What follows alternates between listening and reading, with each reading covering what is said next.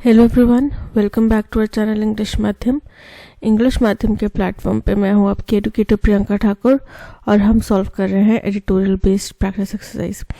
I hope आप सब लोगों ने संडे का भरपूर फ़ायदा उठाया होगा और अपनी प्रैक्टिस को और ज़्यादा आगे बढ़ाया होगा और अपने शरीर को थोड़ा रेस्ट, ब्रेन को थोड़ा रेस्ट भी दिया होगा साथ ही साथ। ठीक है, ऐसा नहीं कि बिल्कुल घुसी जाना है पढ़ाई के अंदर, कुछ होश रखनी, अपने माइंड को रिफ्रेश भी करना है साथ के साथ में और चीज़ों को रिकॉल भी करना है। जो पढ़ा है पूरे हफ्ते भर में उसको संडे के दिन में रिकॉल करा करो, रिवाइज किया करो।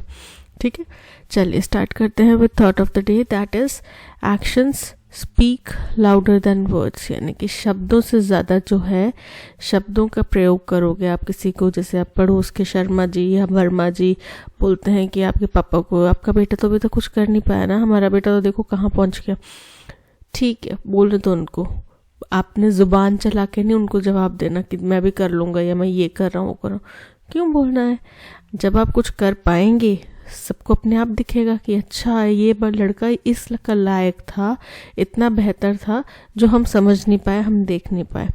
ठीक है, तो इसी बात को ध्यान में रखो और अपनी मेहनत के ऊपर दिन रात प्रयास करो, दिन रात एक कर दो, तभी कामयाबी आपके कदम ज़रूर चूमेगी। स्टार्ट करते हैं reading comprehension and practice exercise for SSC CGL 2024। The SBI's reasons to delay publication of details of electoral bonds defy belief। बोल रहे हैं जो SBI के तर्क हैं, कारण जो उन्होंने बताया किस चीज़ के लिए, कि भाई हम इलेक्टोरल बॉन्ड्स की डिटेल्स को पब्लिक नहीं कर सकते, उसमें डिले हो जाएगा।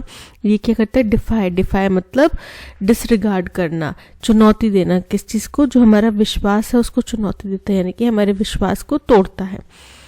It has barely been 3 weeks since a 5-judge bench of the Supreme Court of India unanimously struck down the electoral bond scheme as unconstitutional।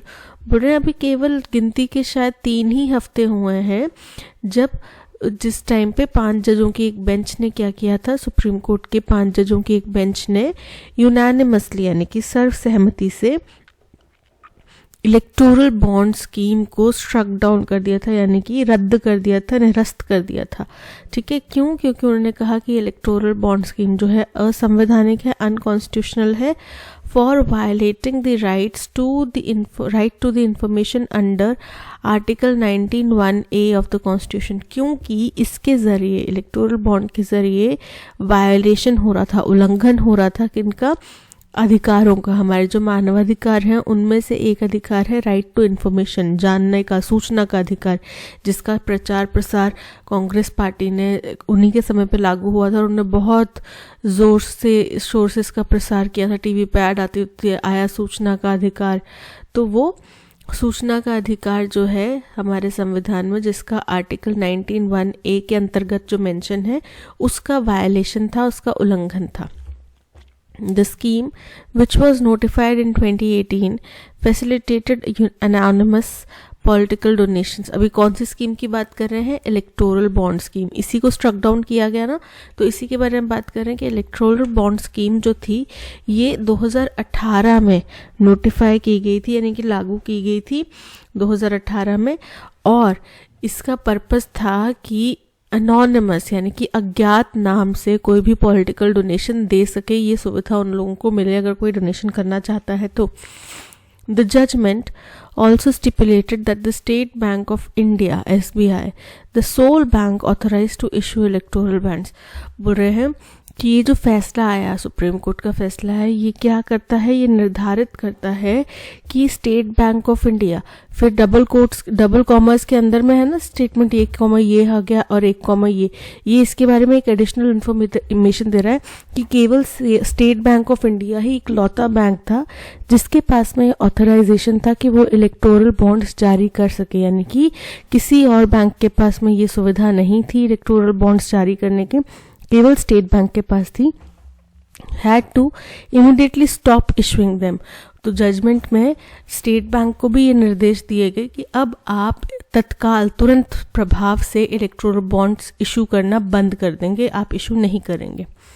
It also had to furnish by March 6 details of the political parties that were recipients besides the purchase details, which included the date of purchase and the denomination. बोल रहे हैं कि और साथ ही साथ इनको क्या करना था, इनको फर्निश करना था, देना था. क्या देना था?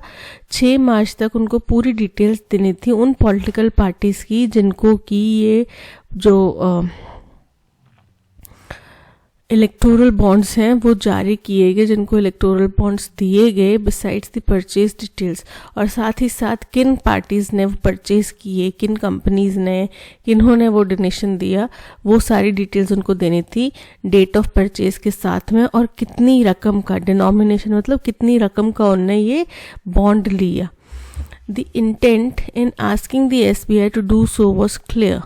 तो जो मंशा थी कि SBI से ये पूछ रहे थे सुप्रीम कोर्ट, उसकी मंशा बिल्कुल साफ थी. To ensure transparency in political funding at a time when general election is due. ये सुनिश्चित करना कि पॉलिटिकल फंडिंग में ट्रांसपेरेंसी बनी रहे, यानी कि पारदर्शिता बनी रहे, और वो भी तब जब इलेक्शंस जो हैं, जनरल इलेक्शंस जो हैं वो एकदम पास आ चुके हैं, आने ही वाले हैं तब. In its response, the SBI, through one of its functionaries, has sought time till the end of June 2024. अपने जवाब में SBI ने अपने पदाधिकारियों द्वारा, फंक्शनरीज मतलब अब जाहिर सी बात है उनके रिप्रेजेंटेटिव्स भी वहाँ पे होंगे कोर्ट के, उनके वकील के साथ साथ उनके रिप्रेजेंटेटिव्स भी होंगे. तो उनके जो रिप्रेजेंटेटिव्स थे उनके ज़रिए उन्होंने क्या कहा, उन्होंने समय मांगा, हैज़ सॉट टाइम, समय मांगा till the end of June, कि जून 2024 के अंत तक का उनको समय चाहिए. Which would be well after the expected date of the general election, जो कि स्वाभाविक तौर पे तब तक जनरल इलेक्शन हो जाएंगे. और फिर जनरल इलेक्शन होने के बाद में डेटा रिलीज करने का क्या फ़ायदा? टू रिलीज द डेटा, यानी कि वो स्वाभाविक है कि उन्होंने जून 2024 तक का टाइम मांगा, तो जाहिर तौर पे तब तक जनरल इलेक्शन हो चुके होंगे. और the bank's response is curious and difficult to accept. तो ये जो बैंक का तर्क आया है, जवाब आया है, ये बड़ा ही सस्पिशियस है, क्यूरियस है, यानी कि अजीब है, जिज्ञासा उत्पन्न करता है, एंड डिफ़िकल्ट टू एक्सेप्ट, और इसको मानना कुछ ऐसा अटपटा सा लग रहा है. First, it said that it required time to reconcile 2 silos of information. पहले उन्होंने बोला कि उनको 2 अलग अलग प्रणालियाँ, सिलोज मतलब अलग अलग प्रणालियाँ, जानकारी की 2 अलग अलग प्रणालियों को जांचने में, वापस से जोड़ने में, रिकंसाइल मतलब उन दोनों के बीच में एक लिंक, सिंक्रोनाइजेशन बिठाने में उनको समय चाहिए, उसके लिए समय लगा. 1 रिलेटेड, अब 2 कौन से सिलोज हैं, 2 कौन से पीसेस ऑफ इंफॉर्मेशन है. 1 related to the purchase of the bonds, एक तो वो जिन कंपनियों ने बॉन्ड्स खरीदा है उसका इन्फॉर्मेशन है, and the other to the parties that were issued the bonds, और दूसरा उन पार्टीज की लिस्ट तैयार करना जिनको ये बॉन्ड्स दिए गए. And that it was difficult to pinpoint which political party was issued bonds by the relevant donor.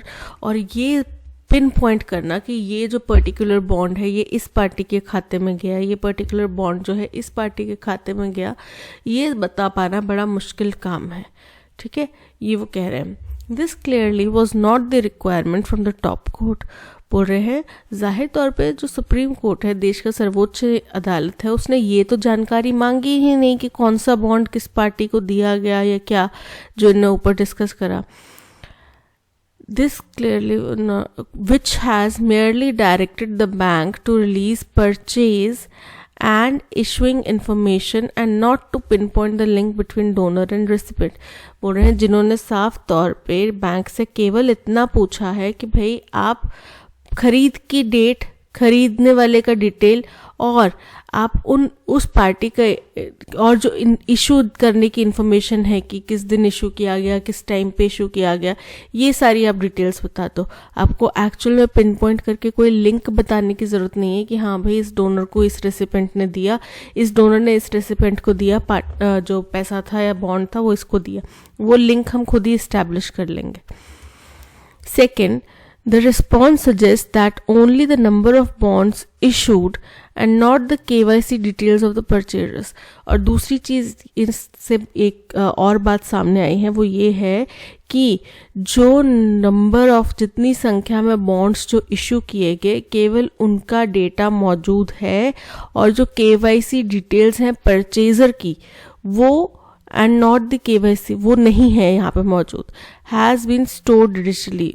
यानी कि जिन लोगों ने बॉन्ड्स जो इशू किए गए वो तो डेटा आपने डिजिटली स्टोर कर लिया, लेकिन जो KYC नो योर कस्टमर की डिटेल्स होती हैं परचेजर की वो आपने डिजिटली स्टोर नहीं करी, complicating the process of collecting this information.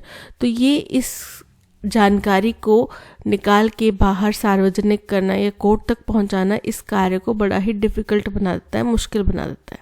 But reports based on RTI queries have found that the bank was indeed storing data on donors who were purchasing electoral bonds। बोल रहे हैं लेकिन RTI वगैरह से लोगों ने क्वेरीज करी, ठीक है, तो उसमें पता चला कि जो ये बैंक था SBI था, वो जो डेटा है कौन डोनर है उनका डेटा, कौन परचेज कर रहा है बॉन्ड्स उनका डेटा वो स्टोर कर रहे थे, and their dates of purchase और किस तारीख को कौन सा बॉन्ड परचेज किया गया। ऑब्वियस सी बात है, बेशक सरकार ने बोला है, लेकिन जो ये प्रावधान आया था उसमें ये मेंशन किया गया था कि अगर ये डेटा किसी के साथ भी शेयर नहीं किया जाएगा अनलेस कोई लीगल कार्रवाई होती है या जांच एजेंसी को देना पड़े, तब उससे पहले ये किसी भी सरकार के साथ में या किसी भी पार्टी के साथ में शेयर नहीं किया जाएगा। लेकिन अगर हमें पहले ही पता है कि कल को इसकी रिक्वायरमेंट पड़ेगी और हमने ये शेयर करना है, तो डेफिनेट सी बात है हम उसको उसी तरह हिसाब से मेंटेन करके रखेंगे ना कि इसको हम बाद में यूज़ कर सकें। Reports also indicate that bank issued a unique alphanumeric code to each bond। Reports में ये भी आया है कि ये जो बैंक है उसने सभी जितने भी बॉन्ड्स थे उनको एक यूनिक अल्फ़ान्यूमेरिक यानी कि अल्फ़ाबेट्स और नंबर्स का मिश्रण, ठीक है, जैसे हमारे नोट्स में भी होता है A765B2 ऐसे करके कुछ अल्फ़ान्यूमेरिक कोड दिया था, ठीक है।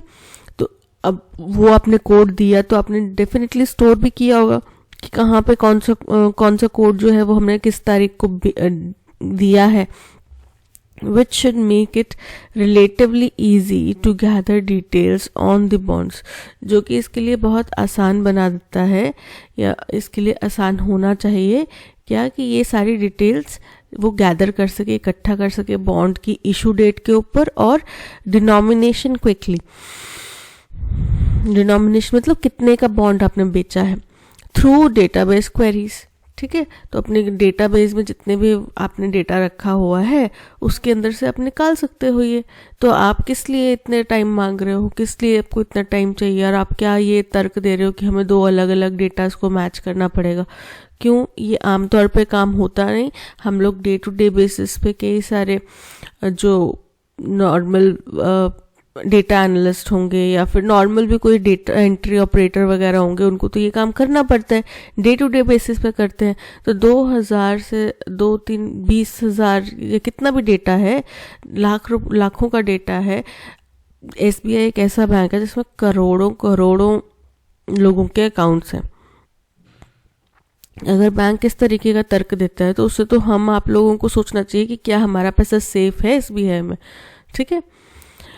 While matching each donor to a party will be tricky, बोल रहे हैं कि हाँ मान सकते हैं चलो कि हर एक डोनर को किस पार्टी से कि डोनर का डेटा पार्टी के साथ मैच किया जाए।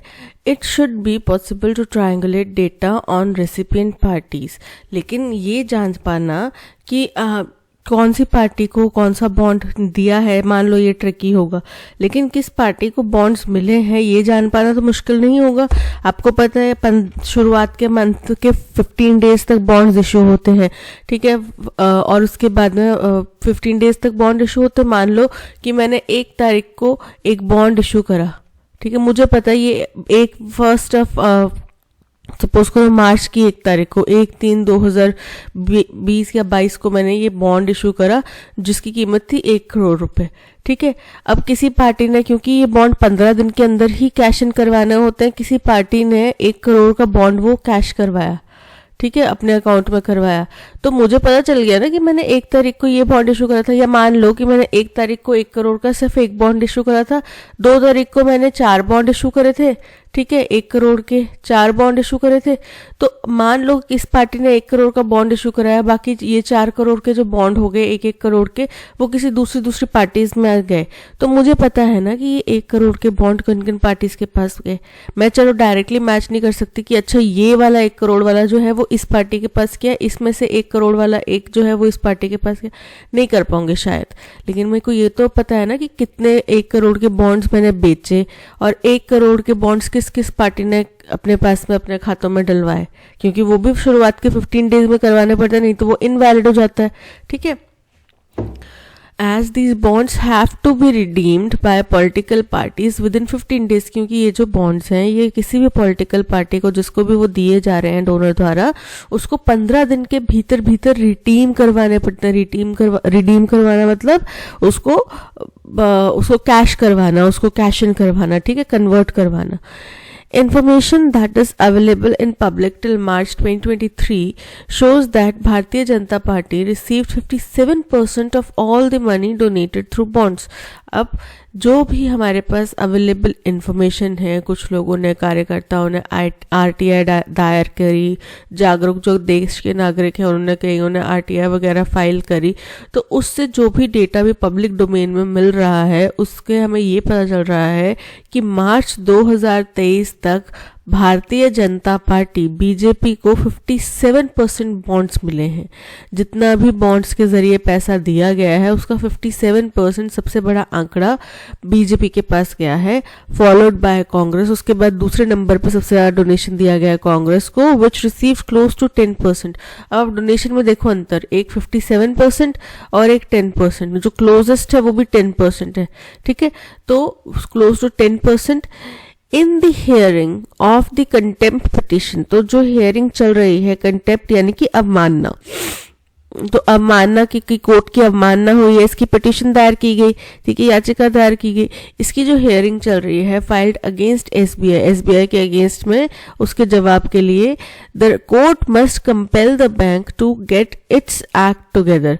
तो कोर्ट को बैंक को मजबूर करना पड़ेगा, उसको विवश करना चाहिए, फोर्स करना चाहिए कि वो अपना गेट इट्स एक्ट टुगेदर। इसका अर्थ क्या है ये पूरा, गेट इट्स एक्ट टुगेदर, इसका मतलब होता है कि वो खुद को संगठित करते हैं, खुद को अच्छी तरीके से ऑर्गेनाइज करे ताकि वो हमारे को इन्फॉर्मेशन दे पाए। ठीक है, अब मुझे नहीं पता, आप जैसे मर्जी करो, आप मुझे ये इन्फॉर्मेशन ला के दो। आप चाहे डेटा साइंटिस्ट को बिठाओ, एनालिस्ट को बिठाओ, आप चाहे डेटा एंट्री ऑपरेटर्स को बिठाओ, आप किसी भी जानकार जिसको ये सॉफ्टवेयर की जानकारी है, कोई नया सॉफ्टवेयर डेवलप करो, कुछ भी करो, लेकिन मुझे ये डेटा चाहिए। आप जैसे मर्जी लेकर आओ, आप चाहे अपने लंच आवर्स में कर सकते हैं। जब नोटबंदी हुई थी तब बैंक्स ने कैसे रात भर बैठ के लंच आवर्स छोड़ के काम किया था, तो क्या अब इतना बड़ा देश की उसका सवाल है तो अब बैंक काम कर नहीं सकता? ठीक है, लंच आवर बंद करवा दो या फिर थोड़ा कम करवा दो, शॉर्ट करवा दो, या फिर शाम को इतने बजे के बाद में कोई ट्रांजैक्शंस नहीं होंगी और हमने इतना टाइम तक ये काम करना है। अगर 1-2 घंटे भी एक्स्ट्रा लगाते हैं बैंक के कर्मचारी तो शायद ये पॉसिबल हो, क्योंकि इतना बड़ा डेटा नहीं है, करोड़ों देशवासियों का डेटा नहीं है जो बैंक में ऑलरेडी एग्जिस्ट करता है। ठीक है, लगभग 20-22 हजार जो बॉन्ड्स हैं उनका डेटा है, तो 20-22 हजार डेटा आप निकाल नहीं सकते। ठीक है, and furnish the information well in time before the election, और ये सुनिश्चित किया जाए कि ये सारा इंफॉर्मेशन बैंक को इलेक्शन से पहले टाइम पर मिले। तो ये था पैसेज। अभी इसके ऊपर कोर्ट क्या फैसला लेता है वो देखने वाली बात होगी। ठीक है, जब तक हमारी जानकारी है तब तक के लिए ये पता चल गया है कि शायद 10 या 12 तारीख तक स्थगित कर दिया फैसला, उसके बाद में वो अपना आगे वर्डिक्ट सुनाएंगे या हियरिंग करेंगे इसके ऊपर। ठीक है, तो ये था पैसेज। आई होप आपको समझ में आया होगा। इसके ऊपर न्यूट्रल रह पाना ऐसे टॉपिक्स के ऊपर बहुत मुश्किल हो जाता है, बट कोशिश पूरी की कि हम न्यूट्रल रहें, आपको एक्सप्लेन करते टाइम केवल एक टीचर का दायित्व निभाऊं। अगर कहीं पे भी आपको बायसनेस लगी होगी तो उसके लिए I am extremely sorry, but इस तरीके के टॉपिक्स हैं जो राइटर कहते हैं वो बेसिकली किसी न किसी के ऊपर आरोप ही लगा रहे होते हैं, तो थोड़ा बहुत उसमें अपना अगर बीच में ऐड हो जाए तो उसके लिए I am extremely sorry.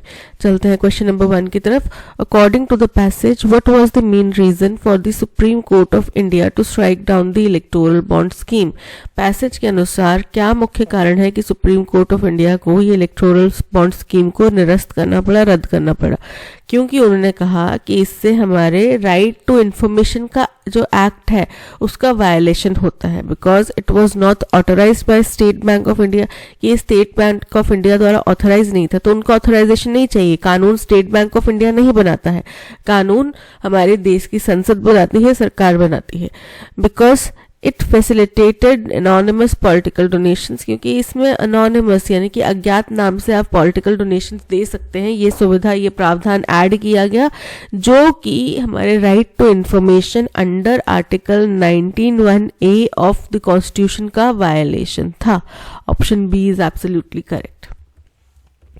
What was the State Bank of India's SBI response to the Supreme Court's directive to furnish details of electoral bonds? क्या जवाब दिया उनने जब सुप्रीम कोर्ट ने बोला कि भाई इलेक्टोरल बॉन्ड्स की जानकारी हमें दो, तो उस पर एसबीआई ने क्या जवाब दिया? उन्होंने बोला कि हमें टाइम चाहिए जून 2024 तक का, क्योंकि दो अलग अलग यहाँ पे जो सिलोस हैं वो हमें कंपेयर करने पड़ेंगे और वो पॉसिबल नहीं है हमारे लिए इतनी जल्दी, इतने थोड़े समय में कर पाना, उसके लिए हमें टाइम चाहिए।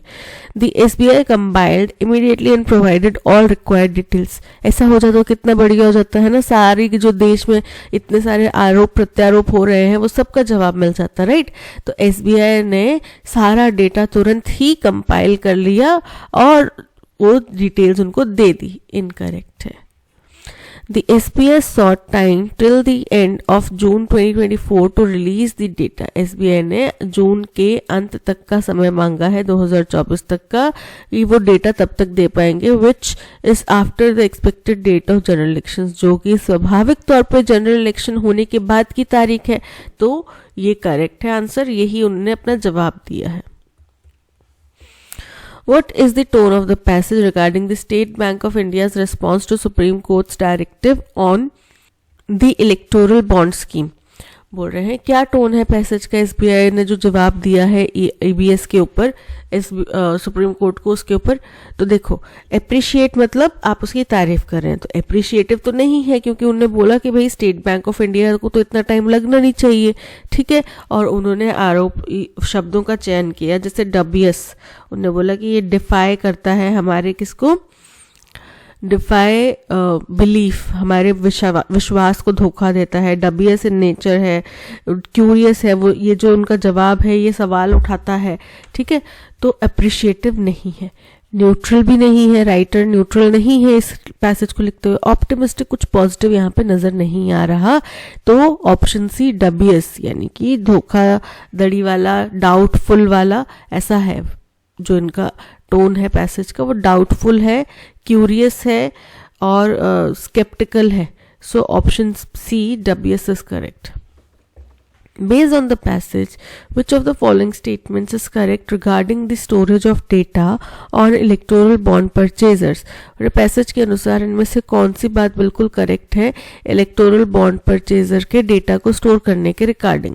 तो बोल रहे हैं कि only the number of bonds issued was stored digitally while the KYC details were not. Correct है ये, उन्होंने यही तर्क दिया कि भाई हमने सारी डिटेल्स जो है डिजिटली स्टोर नहीं करी हैं, हमने कुछ डिटेल्स जो है वो मैनुअली स्टोर करी है। अब डिजिटल डेटा को मैनुअल डेटा से कंपेयर करना हमारे लिए डिफिकल्ट होएगा, तो तर्क ही नहीं बनता मैनुअली स्टोर करने का। पूरे देश भर में पिछले 10 सालों से digital India digital India digital India की रट लगी हुई है। उस दौर में एसबीआई, जो ये डिजिटल इंडिया आने से पहले भी डिजिटल था, बहुत समय पहले से डिजिटल था, वो आज की डेट में 2024 में जब हम डिजिटल इंडिया कैंपेनिंग की इतनी वाहवाही लूट रहे हैं दुनिया भर में, तब वो मैनुअली अगर डेटा स्टोर कर रहे थे, बड़ी शर्मनाक बात है। उसके बाद भी डेटा कोई बड़ा लंबा चौड़ा है नहीं, मान लो मैनुअली स्टोर किया भी तो भी डेटा कोई बड़ा लंबा चौड़ा है नहीं, करोड़ों का, लाखों करोड़ों का तो डेटा है नहीं लोगों का, 20-22 हज़ार इलेक्टोरल बॉन्ड्स का डेटा है। मुझे एग्जैक्ट नंबर याद नहीं आ रहा है इस वक्त, शायद 20 या 22 हज़ार ऐसा कुछ बॉन्ड्स इशू हो किए गए हैं जिनका डेटा है। तो इसको कंपाइल करने में कितना का टाइम लग जाएगा? कुछ तो आपके पास में डिजिटली स्टोर्ड है ना, तो क्या वो दस्तावेज जांच होते नहीं?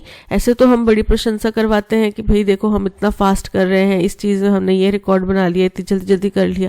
तो SBI का ये कर नहीं सकता, बट तर्क उन्होंने यही दिया कि भाई हमने जो नंबर ऑफ बॉन्ड्स हैं वो तो हमने डिजिटली स्टोर किया है डेटा, लेकिन जो उनकी KYC डिटेल्स हैं वो हमने स्टोर नहीं करी हैं। The bank was found to be storing data on the donors and their dates of purchase based on RTI queries.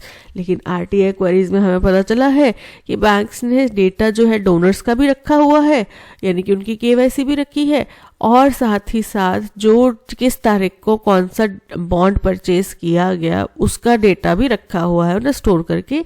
ये RTI के जरिए पता चला, तो ये भी करेक्ट है, दोनों करेक्ट हो गए। Unique alpha numeric code was issued to each bond, making it difficult to gather details on the bond's issue date and denomination. बोले क्योंकि हर एक बॉन्ड को एक अल्फा न्यूमेरिक कोड दिया गया था, एक अलग unique alpha numeric code, alpha numeric again alphabets plus number, ऐसा मिक्स्ड कोड दिया गया था। तो इसलिए ये जान पाना बड़ा डिफिकल्ट है कि भाई मैंने किसको कौन सा बॉन्ड कौन सी तारीख को इशू करा।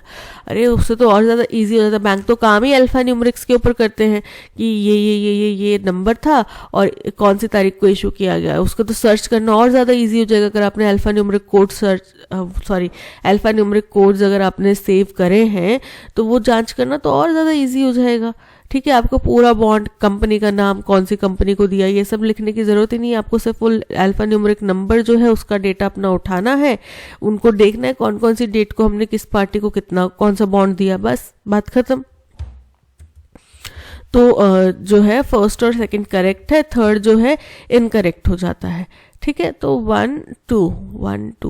1 2 option C is correct. Which of the following can be inferred about the process of matching donors to political parties based on the passage?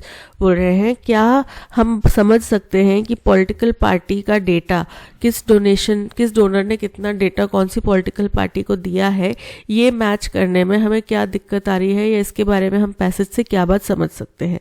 तो उन्होंने बोला कि ये ईजी होना चाहिए, क्योंकि बॉन्ड्स आप इशू करते हैं शुरुआत के 15 दिन में, और किसी भी पार्टी को जिसको बॉन्ड दिया गया है उसको 15 दिन के अंदर अंदर ही बॉन्ड कैश इन करवाना होता है। जो भी बॉन्ड इशू हुआ है उस बॉन्ड को इशू होने के 15 दिन के अंदर कैश इन कराना होता है। मान लो अगर 1 तारीख को बॉन्ड इशू हुआ तो उसको 15 तारीख से पहले ही कैश इन करवाना होगा, अदरवाइज वो इनवैलिड हो जाएगा और जो पैसा डोनर ने दिया है वो प्रधानमंत्री रिलीफ फंड में चला जाएगा, प्राइम मिनिस्टर रिलीफ फंड में चला जाएगा। ठीक है, ये हो गया। अगर मान लो कोई 15 तारीख को बॉन्ड इशू किया गया है तो वो 15 तारीख को ही जिस पार्टी को दिया है वो अगले 30 तारीख तक उसको कैश इन करवाना पड़ेगा, दूसरी पार्टी को रिडीम करवाना पड़ेगा, राइट। तो ये तो बड़ा इजी हो जाएगा मुझे समझना कि यार 15 तारीख को 4 बॉन्ड्स आए हैं, 4 पार्टीज ने कैश इन करवाया है, तो यानी कि इन 4 पार्टीज को ये बॉन्ड मिले हैं। अब 4 बॉन्ड जरूरी तो नहीं है एक ही डिनोमिनेशन के होंगे, 1 2 3 4, ये हो सकता है 5 करोड़ का हो, ये हो सकता है 10 करोड़ का हो, ये हो सकता है 100 करोड़ का हो। ठीक है, तो ये अलग अलग डिनोमिनेशन के होंगे। अगर मान लो कोई ये दोनों 5-5 करोड़ के हैं भी तो भी आइडेंटिफाई करना इजी है कि कौन सी 2 पार्टीज हैं जिनने 5-5 करोड़ के बॉन्ड लिए। अब मुझे ये तो नहीं पता चलेगा कि इस 1 ने A को दिया या B को दिया मान लो, लेकिन मुझे ये तो पता चलेगा कि 1 और 4 ने A और B पार्टीज को दिया है, राइट। ये तो मुझे पता चल जाएगा ना। It is relatively easy to match each donor to a party due to a unique alphanumeric code on each bond. देखो ऐसा नहीं है, अल्फा न्यूमेरिक कोड के बेसिस पे आप हर एक पार्टी को बता सकते हैं कि कौन सी पार्टी को मिला, वो हम नहीं कह रहे, ना ही वो SBI कह रहा है। वो कह रहा है कि ये बड़ा मुश्किल है हमारे लिए मैच करना, पर कोर्ट ने तो ये डाटा मांगा ही नहीं। कोर्ट ने बोला कि आप मुझे चलो ये बता दो कि कितने बॉन्ड्स इशू हुए हैं, कौन सी डेट को कितने का डिनोमिनेशन का आपने बॉन्ड दिया है, और उसके डोनर्स कौन कौन है, ये डिटेल आप मुझे बताओ। किस पार्टी को गया है वो तो उन्होंने पूछा ही नहीं। ठीक है, वो उन्होंने इतनी डिटेल पूछी नहीं कि कौन सा बॉन्ड जो है किस पार्टी को गया है। Triangulating data on recipient parties and the issuing of bonds is possible as bonds must be redeemed within 15 days. बिल्कुल करेक्ट है कि 15 दिन के अंदर अंदर वो बॉन्ड्स रिडीम करने होते, तो ये डेटा निकालना तो बड़ा इजी है. The Bharatiya Janata Party received the highest percentage of money donated through bonds till March 2023. ये भी बिल्कुल करेक्ट है कि भारतीय जनता पार्टी को 57% बॉन्ड्स जो है वो मिले हैं 2023 तक की, अगर मार्च 2023 तक की हम बात करें. ठीक है, तो 2 और 3 तो बिल्कुल करेक्ट है. Option C 2 and 3 is correct. अब हमें एंटोनिम बताना है किसका, चीप वर्ड का. चीप मतलब घटिया, सस्ता. कोई भी घटिया सी चीज़ होगी तो हम उसको बोलेंगे कि ये बड़ी चीप है. ठीक है, या बेकार सी चीज़ होगी या फिर इनएक्सपेंसिव चीज़ होगी, वो होती है चीप. तो घटिया सामान अक्सर रिलेट किया जाता है सस्ते माल के साथ में. ठीक है, तो एक्सपेंसिव इज महंगा, इग्नोरेंट इज मतलब उसके प्रति अज्ञानी, ओल्ड मतलब पुराना, और अनटैंगल यानी कि सुलझाना किसी चीज को. तो option A expensive is the correct antonym for cheap. Kavya invited all her friends, isn't it. देखो, काव्या ने अपने सभी फ्रेंड्स को इनवाइट करा, तो Kavya did invited all her friends. Question क्या आएगा, did Kavya invited all her friends, तो Kavya invited all her friends. Right, isn't it यहाँ पे नहीं है. देखो, ये तो करेक्ट है कि अगर पॉजिटिव स्टेटमेंट हो तो क्वेश्चन टैग जो है नेगेटिव आएगा, ये तो पता है, करेक्ट है. लेकिन जो यहाँ पे क्वेश्चन है इनवाइटेड, ये पास्ट टेंस में है, तो isn't it, is not it, इस जो है वो प्रेजेंट टेंस में होता है, तो प्रेजेंट टेंस में क्यों आएगा, जो क्वेश्चन टैग है वो भी पास्ट टेंस में ही आएगा ना, सेम फॉर्म में आएगा. तो didn't she is correct, option A is correct. Did she positive question tag है, डोंट शी तो ये भी यहाँ पे फिट नहीं बैठ रहा, इजंट शी भी यहाँ पे फिट नहीं बैठ रहा. Didn't she, option A is correct. The deal was dash for 3 months. अब कोई डील हुई है, उसको अपने 3 महीने के लिए क्या किया है, ठंडे बस्ते में डाल दिया है. ठीक है, टाल दिया है. Cut no ice, cut no ice मतलब प्रभावित नहीं करना. Broken the ice, broken the ice मतलब बातचीत शुरू करना. टिप्ड ऑफ द आइसबर्ग यानी कि समस्या या मुद्दे को छोटा सा हिस्सा. ठीक है, कोई भी परेशानी है, कोई भी डिस्कशन या फिर दुविधा है, उसका छोटा थोड़ा सा हिस्सा जो है वो ये था. तो टिप्ड ऑफ द आइसबर्ग. और put on ice, put on ice मतलब ठंडे बस्ते में डाल देना, यानी कि उसको टाल देना, थोड़े समय के लिए टाल दिया गया. So option D put on ice is correct. There is the eldest standing structure of Chola architecture in India. आपको बताना है कि चोला आर्किटेक्चर का सबसे पुराना स्टैंडिंग स्ट्रक्चर जो है, ढांचा जो अभी तक पूरा खड़ा है, उसके बारे में बताना है. एल्डेस्ट तो हम उम्र के ऊपर बात करते हैं, राइट, कि भाई ये हमारा सबसे बड़ा भाई है, तो वो होगा एल्डेस्ट. ठीक है, जैसे 5-6 भाई हैं, उनमें से सबसे बड़ा है, so my eldest brother is Ram, he is 15 years old. Right, तो ये हो गया एल्डेस्ट. लेकिन आप किसी भी स्ट्रक्चर की जो एज है वो एल्डेस्ट करके नहीं बयां करते, वो सबसे अगर पुराना है दैट मीन्स ओल्डेस्ट, ना कि एल्डेस्ट. क्या होगा, ओल्डर. ओल्डर कंपैरेटिव डिग्री है, हमें सुपरलेटिव डिग्री एस्ट बताना है. मोस्ट ओल्ड, ओल्ड के साथ में मोस्ट नहीं आता, क्योंकि ओल्ड की अपनी जो वर्ब फॉर्म है वो प्रेजेंट है, ओल्ड, ओल्डर और ओल्डेस्ट. ठीक है, ये फॉर्म प्रेजेंट है, तो मोस्ट और मोर का प्रयोग नहीं होगा. This is the oldest standing structure of Chola architecture in India. Option D is correct. They decided to travel in train instead of driving to New Delhi. उन्होंने डिसाइड करा कि वो ट्रेन से जाएंगे, तो ट्रेन से जाएंगे, ट्रैवल ट्रेन के अंदर नहीं जाएंगे, ट्रेन से जाएंगे, ट्रेन के जरिए ट्रैवल करेंगे. ट्रैवल के साथ में हमेशा बाय इस्तेमाल होता है जब आप उसका माध्यम बता रहे हैं. Travel by train, travel by बस, ट्रैवल बाय कार. ठीक है, तो ये क्या है, माध्यम इस्तेमाल किया जा रहा है, माध्यम बताया जा रहा है, तो ट्रैवल के साथ में बाय इस्तेमाल करेंगे. They decided to travel by train instead of driving to New Delhi. ठीक है, ट्रैवल इन की बजाय by. Option B is correct. Strengthen, strengthen का मतलब होता है मजबूत करना किसी चीज को. ठीक है, मजबूती देना. तो एंटोनिम क्या हो जाएगा, कमजोर करना किसी चीज को. डिबिलिटेट मतलब कमजोर करना. स्ट्रेन मतलब तनाव डालना. फोर्टिफाई मतलब मजबूती बढ़ाना, और असेंड, असेंड मतलब चढ़ना। तो यहाँ पे option A debilitate is correct. Fame, fame मतलब प्रसिद्धि, ठीक है। अब वो बंदा कितना फेमस है यार, उसका फेम जो है वो दुनिया तक फैला, उसकी प्रसिद्धि, ठीक है, फेमस। सो इसका एंटोनिम क्या होगा? नेम, नाम और शोहरत। नेम मतलब आपका जो नाम है, ठीक है। शेम, शेम मतलब अपमान, शर्म। स्कैंडल, स्कैंडल मतलब जो कुछ भी ऐसा कुछ गड़बड़ चीज होती है जिससे आपकी उस जो फेम है वो खराब हो जाए, उसको बोलते हैं स्कैंडल। और स्टिंजी, स्टिंजी मतलब कंजूस। तो यहाँ पे फेम मतलब प्रसिद्धि, शेम मतलब अपमान, तो option B shame is correct.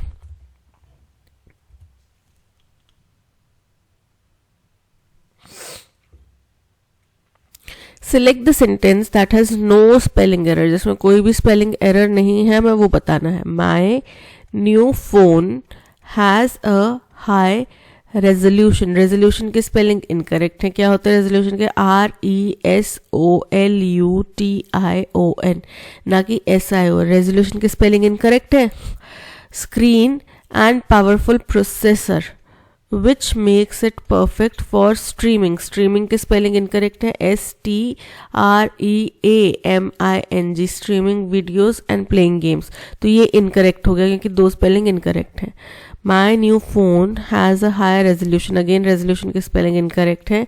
Screen and a powerful processor, processor की स्पेलिंग देखो, देखो दोनों में, processor which makes it perfect for streaming videos and playing games, ये भी इनकरेक्ट है क्योंकि यहाँ पे प्रोसेसर की स्पेलिंग, रेजोल्यूशन की स्पेलिंग इनकरेक्ट है यहाँ पे, इसलिए ये भी इनकरेक्ट है।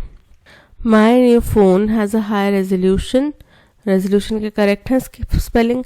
Screen and a powerful, powerful की स्पेलिंग करेक्ट है। प्रोसेसर, प्रोसेसर करेक्ट है। Which makes it perfect for streaming videos and playing games, option C correct है क्योंकि इसमें कोई भी स्पेलिंग एरर नहीं है।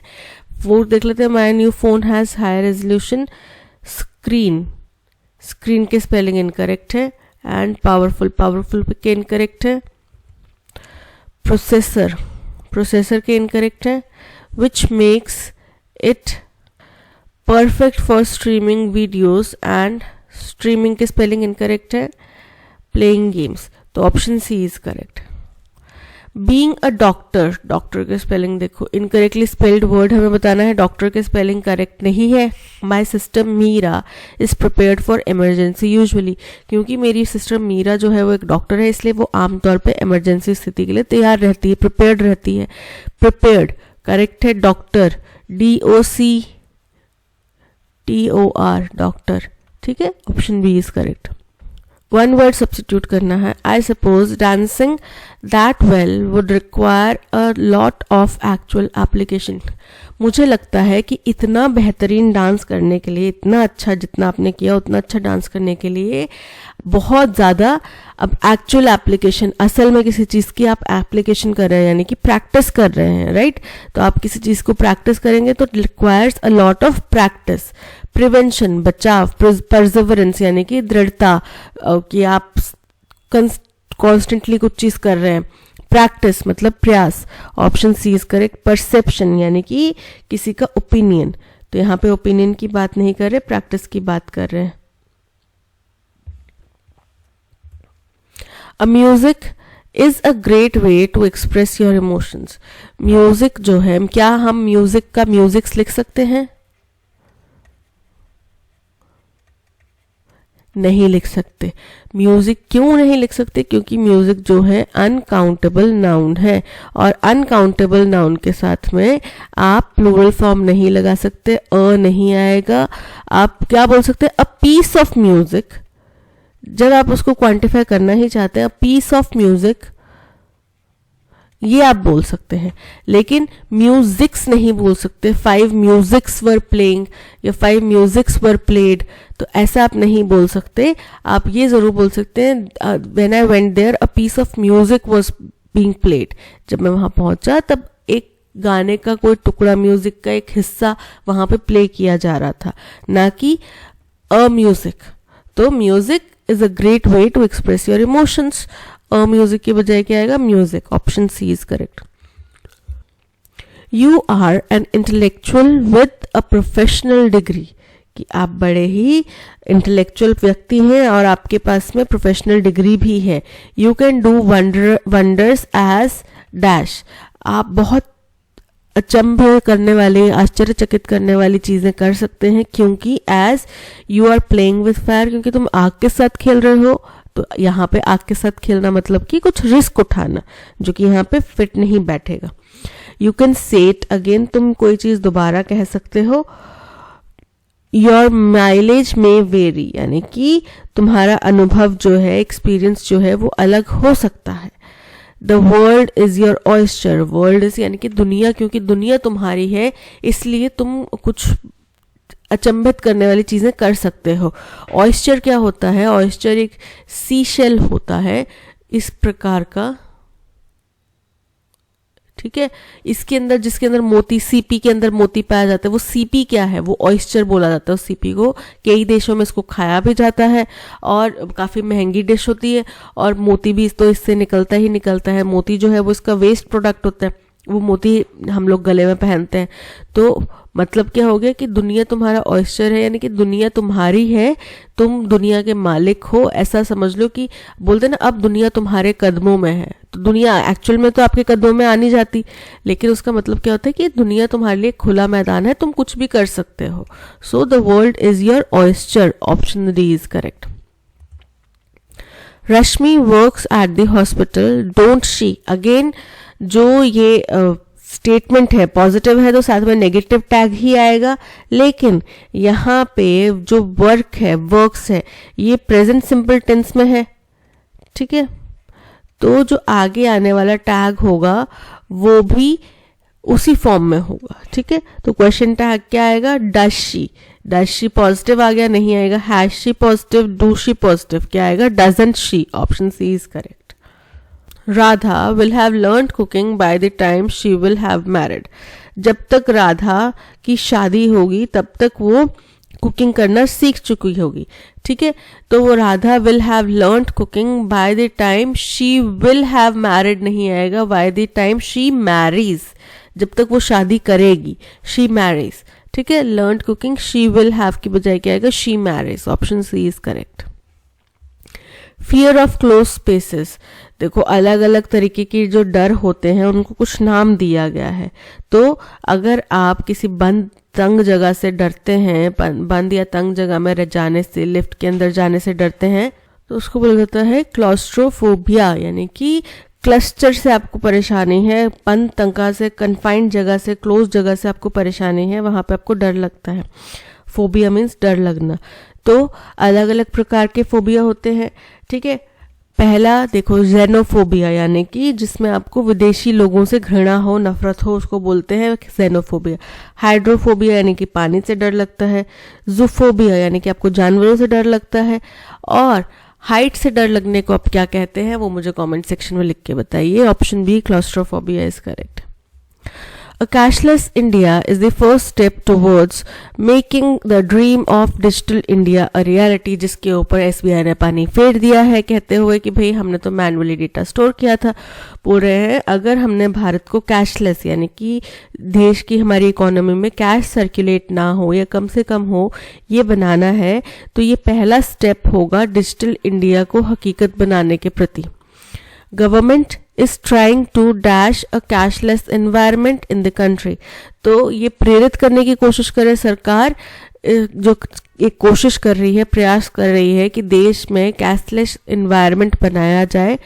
Demonetisation appears to be a stepping dash in that direction, तो स्टेपिंग स्टोन होता है, ठीक है। जो एक फ्रेज होता है वो होता है स्टेपिंग स्टोन, जिसका मतलब होता है कि इसके ऊपर कदम रख के आप आगे बढ़ सकते हो। तो डीमोनेटाइजेशन जो है वो ऐसा देखा जा रहा है, ऐसा माना गया कि वो एक स्टेपिंग स्टोन होगा इस दिशा में, डिजिटल इंडिया की दिशा में। टू हेल्प फैसिलिटेट दिस, इसको सुविधाजनक बनाने के लिए government even dash its own app Bhim, government ने अपनी ऐप लॉन्च करी थी ना, भीम ऐप, ठीक है। तो अब पता नहीं वो चलती है या नहीं चलती है, बीच में कुछ प्रॉब्लम आया था, उसके बाद से मेरे फोन से तो खैर चली गई। मुझे बताइएगा कि क्या अभी भी वो अच्छे तरीके से, सुविधाजनक तरीके से चलती है, कमेंट सेक्शन में लिख के बताना, ठीक है। तो वो जो ऐप है वो भी उन्होंने लॉन्च करी, built for the same purpose, जो कि इसी पर्पस से की गई थी। आजकल आप गूगल पे, फोन पे करते हैं, हर जगह पे पेटीएम पर इतने रुपए प्राप्त हुए ये मैसेज आता है, तो वो इसी पर्पस से, कैशलेस इंडिया बनाने के पर्पस से सरकार ने अपनी एक ऐप भी लॉन्च करी। The dash of conducting online financial transactions is probably the biggest motivator to go digital. अब द डैश कुछ इसकी क्वालिटी बता रहे हैं कि ऑनलाइन ट्रांजेक्शन को हम कर सकते हैं, फाइनेंशियल ट्रांजैक्शंस को हम ऑनलाइन कर सकते हैं। इसके पीछे का जो हो सकता है स्मार्ट मूव होगा, या जो इसके साथ में एक स्टाइल जुड़ा हुआ है, हो सकता है वो है बिगेस्ट मोटिवेटर कि हम सब लोग डिजिटल होने का प्रयास कर रहे हैं। You will no longer need to carry wads of cash. wads मतलब गड्डी। तो अब आपको कब आगे कोई भी कैश की गड्डी हाथ में कैरी करने की जरूरत नहीं है। प्लास्टिक कार्ड्स का मतलब होता है क्रेडिट कार्ड्स या डेबिट कार्ड्स, आपको कैश करने की जरूरत नहीं है। और even Q up for ATM withdrawals, या फिर एटीएम की लाइन में विड्रॉल करने के लिए, पैसे निकालने के लिए लंबी लंबी लाइनों में खड़े होने की जरूरत नहीं है। It's also safer and easier spending option. साथ ही साथ जो डिजिटली आप स्पेंड करते हैं वो सेफ भी है और ईजी भी है option when you are travelling, जब आप ट्रैवल कर रहे हो। उसके अलावा आपकी जितनी भी आपकी ट्रांजैक्शंस है उनकी डिटेल आपके हाथ में रहती है, राइट। आपको वापस बैंक जाके एक दिन अलग से टाइम निकाल के बैंक जाके पासबुक में एंट्री नहीं करानी पड़ेगी कि यार मेरा इतना पैसा मैंने कौन सी दिन को कहाँ निकाला, वो एंट्री करनी है मुझे। आपके ऑनलाइन, क्योंकि आप पेमेंट कर रहे हैं तो आपके पास ऑनलाइन में ही वो सारा डिटेल रहेगा।